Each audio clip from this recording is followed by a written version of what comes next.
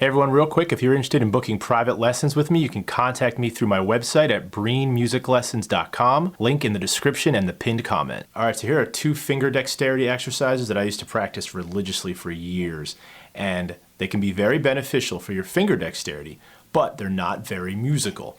I'm going to show you the exercises first, and then I'm going to try to show you how you can adapt it to a scale. Here's the first one.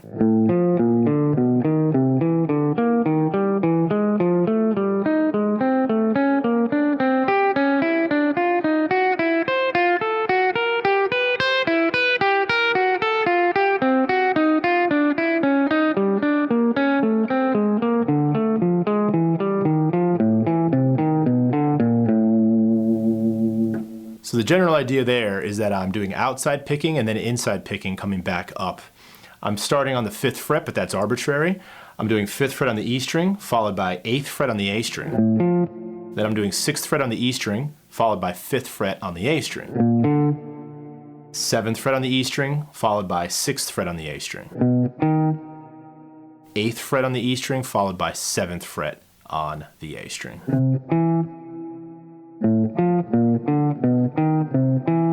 And I continue that pattern all the way up. When I come back down, I do the opposite. 8th fret on the high E string, 5th fret on the B string, 7th fret high E string followed by 8th fret on the B string, 6th fret on the high E string followed by 7th fret on the B string, 5th fret on the high E string followed by 6th fret on the B string.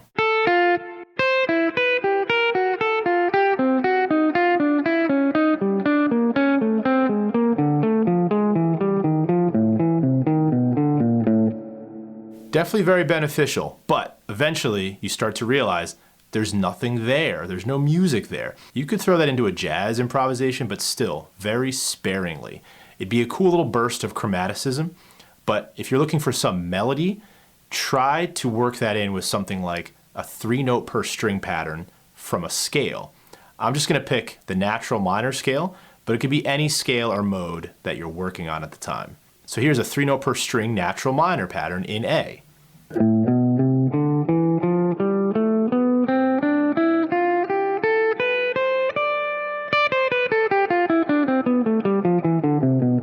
I can morph and adapt that first exercise into that scale. It's not going to be exactly the same, but we're going to do the best we can and see what comes out of it.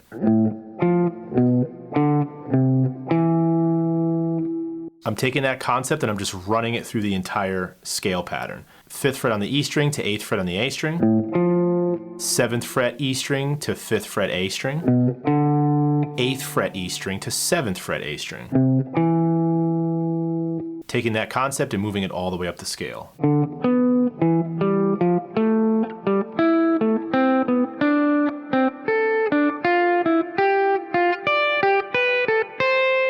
And backwards.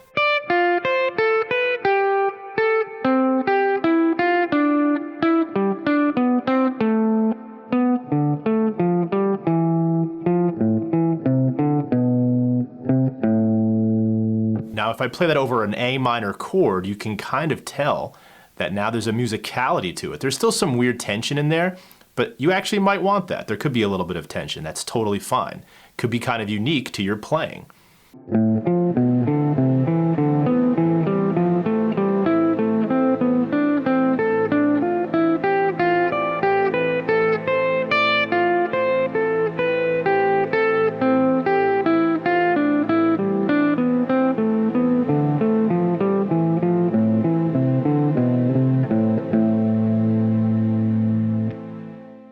Next exercise is this pinky dexterity exercise that I used to play all the time.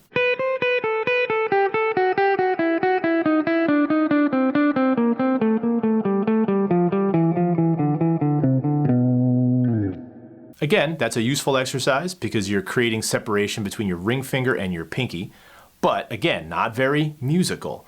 Let's try to morph that into the minor scale again.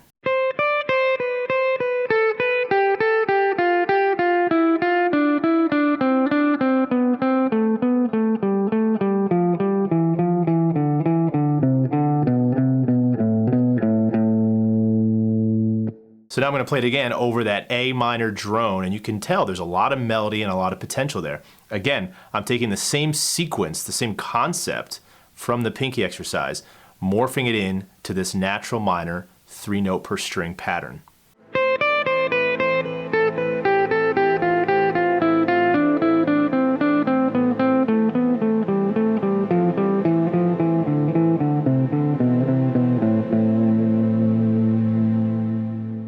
So there you go. Any dexterity exercises that you're currently practicing, they can definitely be beneficial in the short run. But just remember, eventually there's going to be diminishing returns to those exercises if they're not musical and you're not putting them into musical scenarios.